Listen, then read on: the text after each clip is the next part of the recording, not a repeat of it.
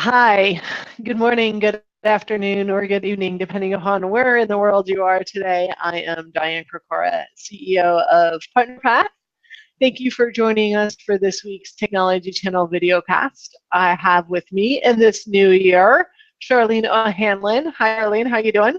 I'm doing great. How are you, Diane? Happy New Year. Happy New Year. I am having slight technology challenges today, so welcome to the new year. And so if this is a little stuttery, I do apologize, but just let me know that for some reason my networking card isn't up to par today.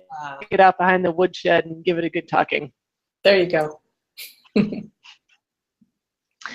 So today, welcome back everybody to Technology Channel Videocast. Today we are going to take a little bit of the data that we collected from our 2017 State of Partnering study, which we got all of the data completed before we went on Christmas, and writing the report over the holidays, and have pages and pages of open answers when we ask them what are the kind of top mistakes that vendors make in creating a partner program. So Charlene, I know you've had a chance to look at some of those. What do you think? Well, you know, I find it interesting that a lot of the complaints that channel partners are making really haven't changed over the years. You know, there's channel conflict is a big issue still. Kind of the, you know, big promises made without any follow through. You know, just a lot of the same story year after year, and you would think that vendors by now would have come up with some solutions to mitigate a lot of these channel partner issues that they're having, but it doesn't look like they have. No, and some of our favorite quotes are things. One guy said, "If I have $5 for every time I heard, 'I'm your new rep. Do you have 20 minutes to tell me about your business?'" You know, we've heard a lot around, just because you guys have somebody new doesn't mean that you get to come in and like get another 20 minutes to talk about my business. Don't you guys, you know, have a database that tells you about our business? Right. Yeah.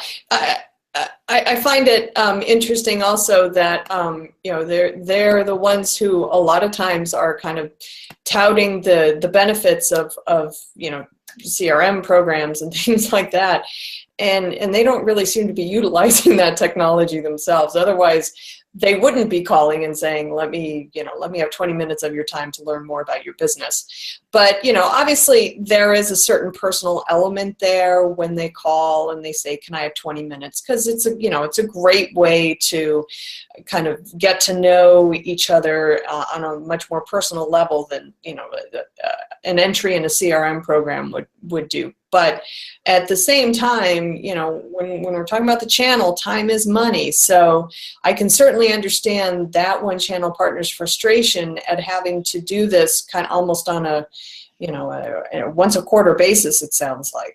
Yeah, I mean, the whole point is to be developing those relationships with your partners and knowing their businesses and knowing their business models. And it can even happen in a 20-minute conversation or looking to the CRM. But, you know, we do have partner profile information in that CRM, so they should be able to have that information collected and not have to start at ground zero with the partner.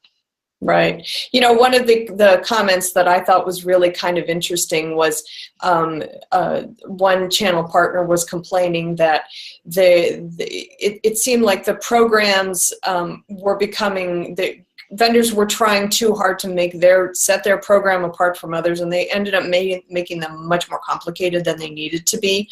You know, I guess simplicity is key when it comes to channel programs. So if, you know, even though it sounds like they're almost being genericized, I think the channel partners as a whole appreciate the fact that it's kind of a frame, like a one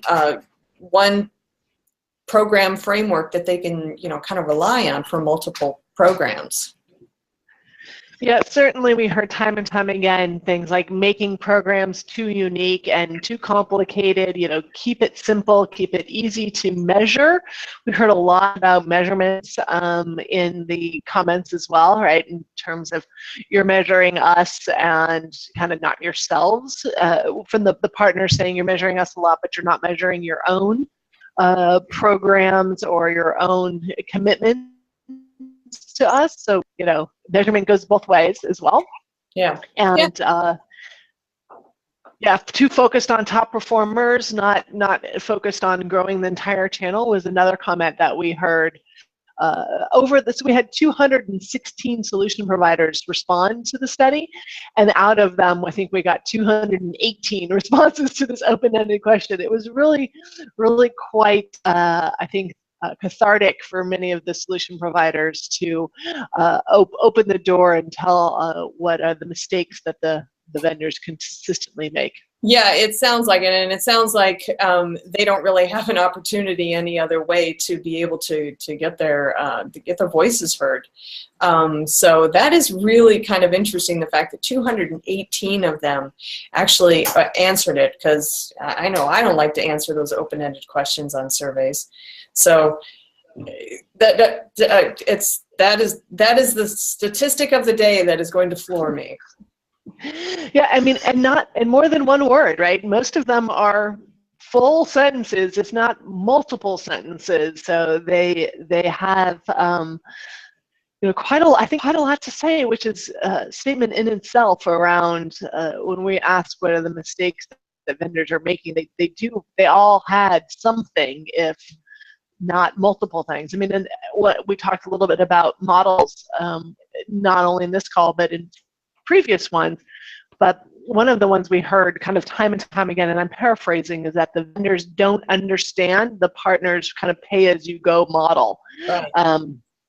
In terms of, as the partners are commission-only salespeople, right? They only make money as they sell. So, and both from you as to the customers, and just kind of understanding the partner's model and how they make money was a theme through the mistakes comments as well. Yeah, I noticed that, and then also kind of that over-promising and undelivering, or under-delivering, I should say.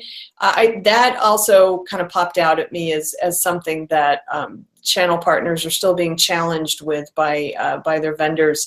They want they want to promise the moon to channel partners, and then when they actually get around to implementing it, they're not there. It's like they've all gone on vacation or something. So I think that I think it would be I think 2017 should actually be a year when we all kind of get a little more realistic about things. We're all setting those New Year's resolutions. Let's set the one that says we do what we say, and it's very easy with the partners to be able to set. You get to overachieve those expectations rather than telling them, about the moon, that they're going to get the moon, and really kind of falling short on meeting those expectations for the partners. Sounds great to me. Let's see if the vendors can actually do it.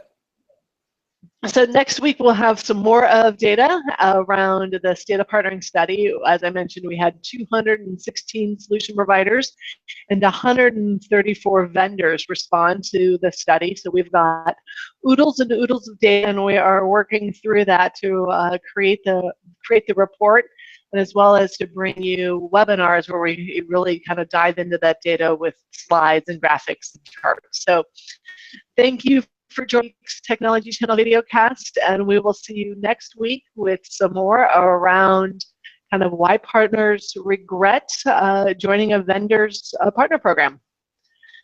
Thank you, Charlene. I hope you had a very happy New Year. Yes, you too.